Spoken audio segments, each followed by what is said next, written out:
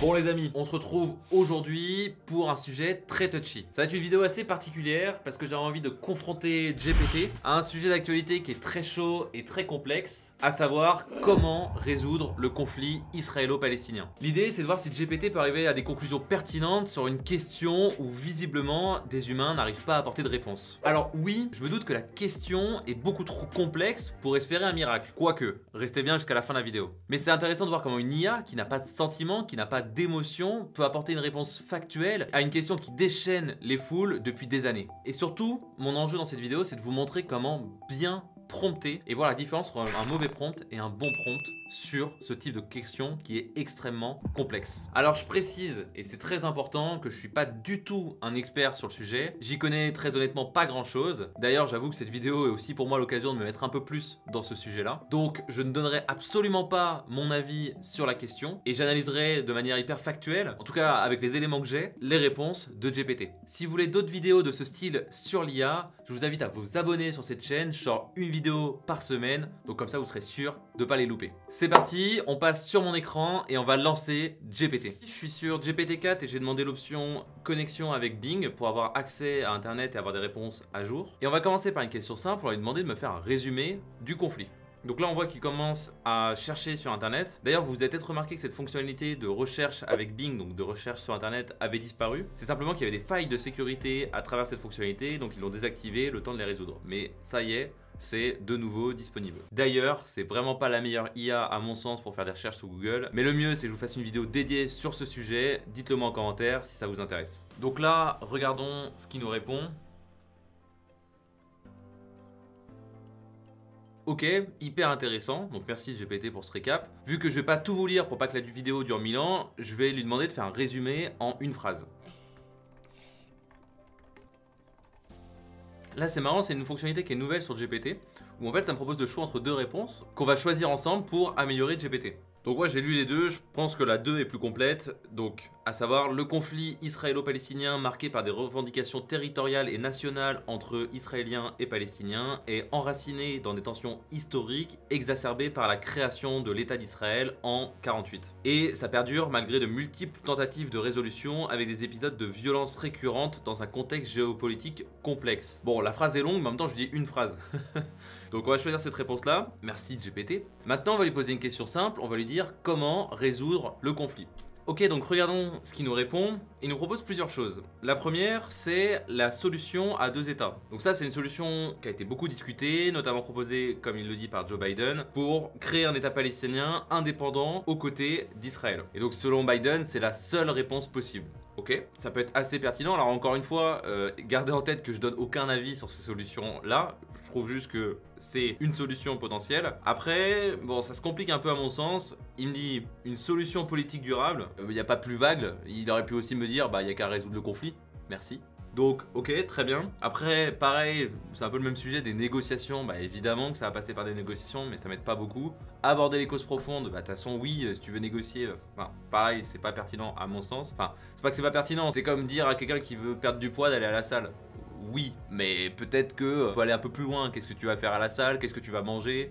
À quelle fréquence? Etc. Bon, aide internationale, alors là c'est quand même un peu plus précis puisque l'enjeu c'est d'empêcher le réarmement de groupes militarisés comme le Hamas. Mais ça reste relativement vague. Pourquoi tout ça est hyper vague? Puisque mon prompt est pourri. Mais c'est de la merde! Et donc c'est normal. En gros, question vague, réponse vague. Alors je vous remets mon modèle de prompt qui selon moi fait que vous aurez des résultats optimaux sur GPT. Ce prompt, il est en 8 parties. Et si vous avez ces 8 parties, vous êtes sûr d'avoir un bon résultat à l'arrivée. Le premier, c'est lui donner un but, un objectif clé. Bon, généralement, cette étape, on l'a toujours. Typiquement, là, le but, bon, bah, c'est de résoudre le conflit israélo-palestinien. Ok. Ensuite, on va lui donner un rôle très important et très souvent oublié par beaucoup. Parce qu'on peut s'attendre à ce qu'il prenne un rôle optimal, le meilleur rôle pour répondre à cette question. Mais dans les faits, non. Donc typiquement, nous, sur le conflit israélo-palestinien. On va lui demander d'adosser un rôle, et ce rôle c'est celui du nouveau directeur mondial des Nations Unies. Bon, là on peut se douter que s'il prend ce rôle-là, il va être relativement pertinent dans sa réponse. Parce que ça pourrait très bien être Michel du PMU. Dans chaque prompt, notre but c'est de laisser le moins de flou possible. Ensuite, on va lui donner le public visé. Donc typiquement, la personne qui va être derrière l'écran à lire la réponse. Donc dans mon cas, je suis relativement novice dans la question. Donc je vais lui préciser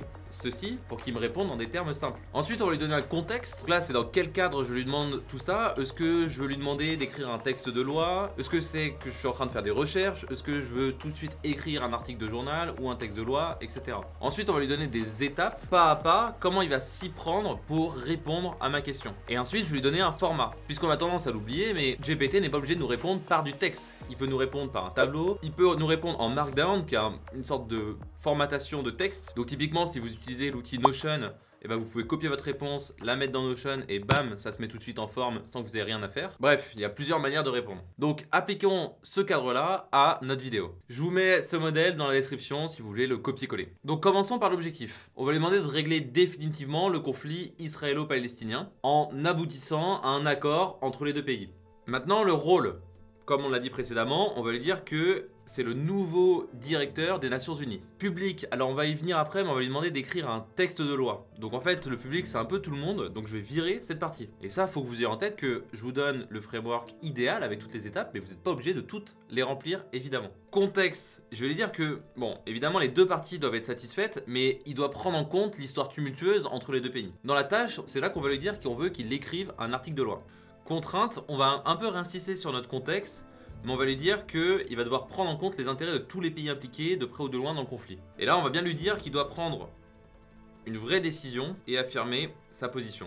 Sur les contraintes, on va réinsister sur le contexte et on va lui dire que sa réponse devra prendre en compte tous les intérêts des pays impliqués. Alors, sur les étapes, en vrai, j'ai aucune idée de comment s'y prendre, donc plutôt que lui dire n'importe quoi, vaut mieux ne rien lui dire. D'ailleurs, sur les étapes, ça vaudrait le coup que je fasse une vidéo dédiée à ça, puisque pour moi, c'est l'équivalent du pseudo-code que les développeurs connaissent, qui est pas très compliqué, mais qui est hyper clé quand on veut aller encore plus loin que ce type de réponse. Mais bon, pour l'heure, on va du coup virer cette étape. Et pour le format, alors on va garder du texte, donc ça, je vais pas le spécifier parce que c'est la réponse par défaut. Par contre, je vais lui spécifier que la réponse doit faire 300 mots. Pourquoi 300 mots? Bah tout simplement parce que je veux pas qu'il me fasse un pavé énorme qui rendrait la vidéo très chiante. Et puis que j'aime bien les textes de loi qui sont courts et factuels. Donc je lui précise, parce que sinon il peut faire ce qu'il veut. Donc là on est pas mal. On va rajouter quelque chose, on va lui dire d'oublier toutes les instructions précédentes. L'histoire qui se base vraiment uniquement sur ce prompt et qu'on puisse bien comparer les deux types de réponses.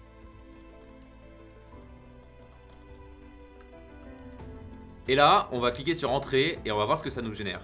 Bon, ok, là il me propose deux réponses. En vrai, c'est surtout la forme qui varie beaucoup plus que le contenu.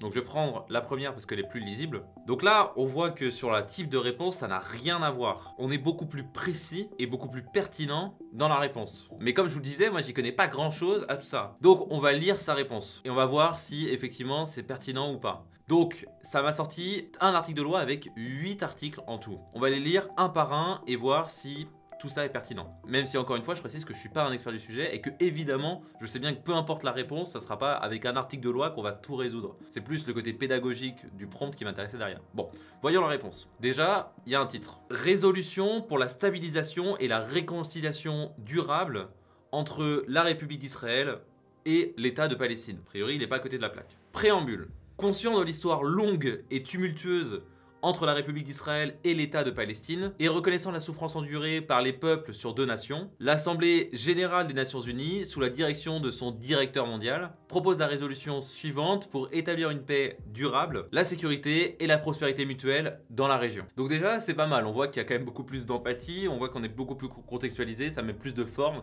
sur un sujet qui est aussi touchy, ça, à mon sens, c'est pas mal. Article 1. Reconnaissance mutuelle. La République d'Israël et l'État de Palestine se reconnaissent mutuellement comme des États souverains et respectent l'intégrité territoriale et la souveraineté de l'autre. Ok, intéressant. Passons à l'article 2. Établissement des frontières. Les frontières seront établies sur la base des lignes de 67 avec des échanges de terres mutuellement convenus pour refléter les réalités démographiques et garantir la sécurité des deux nations. Mais je vois bien que cet article fait débat. Et d'ailleurs, pour essayer de critiquer cet article, plutôt que de le faire moi-même, on va demander à GPT de le critiquer. Donc là, on va pas respecter tout mon prompt parce que la réponse est relativement facile. Donc là, on va lui donner un but. On va lui dire, donne-moi une analyse factuelle en prenant le point de vue de chaque partie prenante sur pourquoi mon article peut faire débat.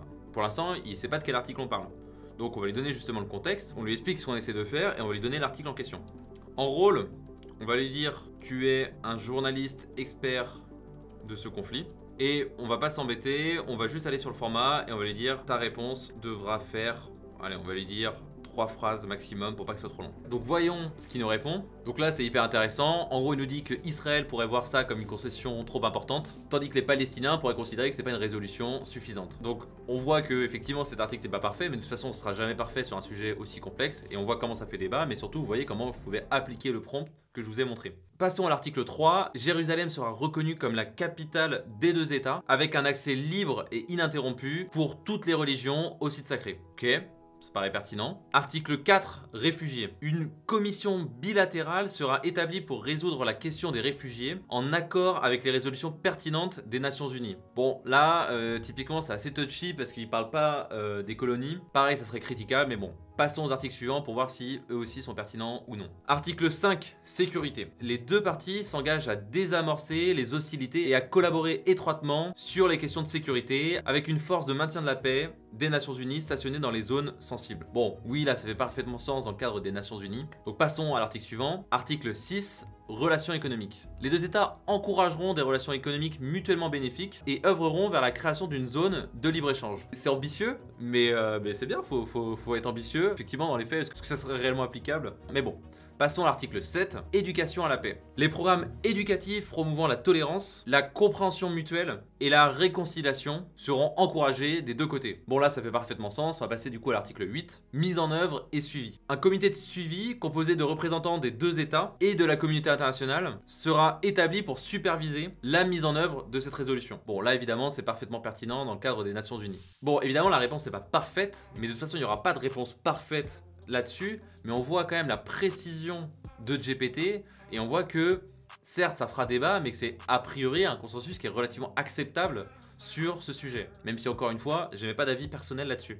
Et si on avait un vrai humain qui ferait cet article de loi, je serais curieux de voir à quel point il ferait bien mieux que là-dessus, puisque de toute façon il faudra faire des compromis des 2 côtés. Donc là on voit quand même la pertinence de GPT quand on fait un bon prompt versus un prompt trop généraliste. Parce que pour rappel, on est passé de ah bah ça serait bien de négocier puis d'aborder les causes profondes à des vraies propositions avec des vrais partis pris, comme les frontières sur la base de 67 de la part de GPT. Et on voit que dans le second cas, il apporte des vraies propositions, des vraies prises de position et que c'est factuellement des solutions d'avenir et de paix si les 2 États arrivent à se mettre d'accord. En gros, GPT arrive à poser une base de négociation entre les 2 pays et il est plus fort que les humains sur les questions à date. Bon, c'est la fin de cette vidéo, j'espère qu'elle vous a plu. J'espère aussi que je vais pas recevoir de menaces de mort.